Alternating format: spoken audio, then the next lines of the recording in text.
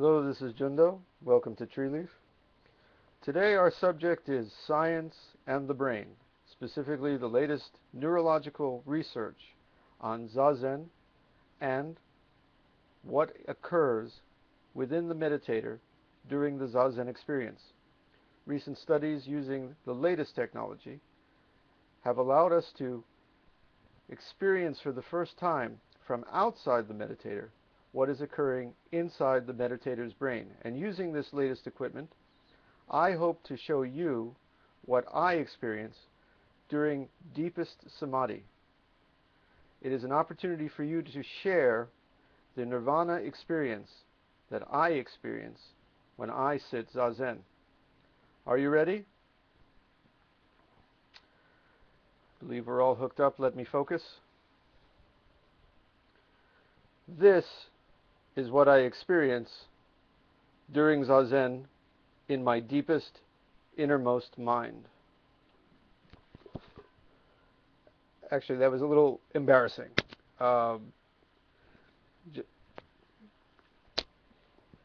Anyway, enough of this experiment. But that's our topic today, zazen and the brain. Last few years, they've been hooking various Zen and Tibetan monks, Zen Buddhist and Tibetan monks, up to EEG machines, PET scans, and they've been seeing what the brain experiences during meditation. Some interpretations of that have been quite interesting. For example, there's this book called Why God Won't Go Away, which basically asserts that the religious experience of people who believe that they're close to God or encountering God during prayer or zazen is really a figment of their imagination, something that just occurs within the neurons of the brain, and that's where God is found, not outside. Well, our practice is not really about God, but it leads to a very similar question.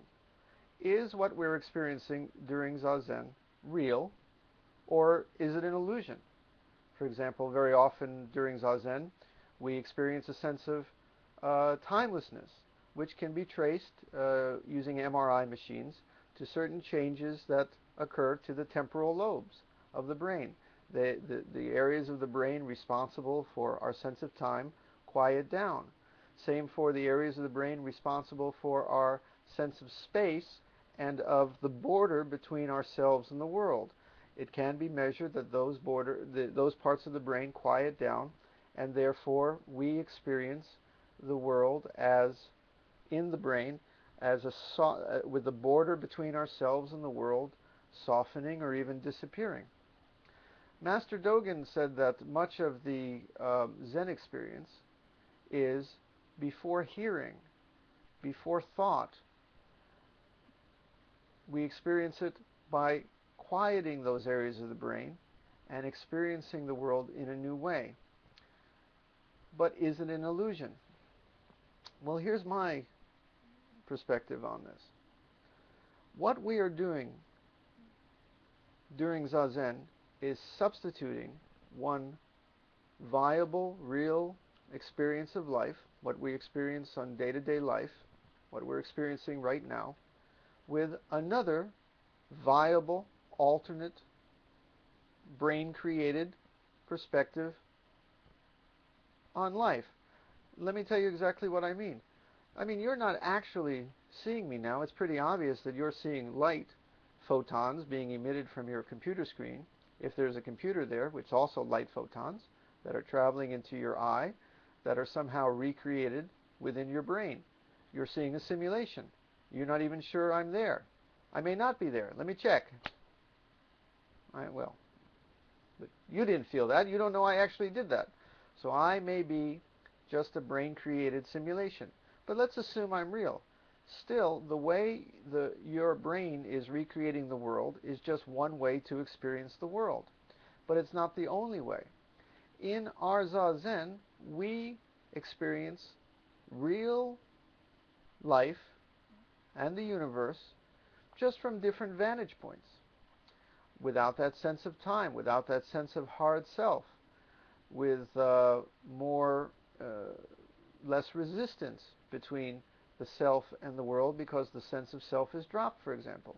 It is a perfectly real, perfectly true, alternate, brain-created way to experience the universe. So I guess what I'm saying is this. My teacher Nishijima was way ahead of the curve, I think. Years ago, he started saying that the experience of Zazen is balance of the autonomic nervous system. It is basically a physiological reaction of body and mind. And since that time, and Nishijima has point of view has been shown to be correct by research, plus other research on the brain has shown that we are experiencing the world through neurological changes of body and mind. It's a beautiful thing. Anyway, I just shall we experience the world now through an alternate reality? Let me turn off my Wayback Machine here. Are you ready to sit?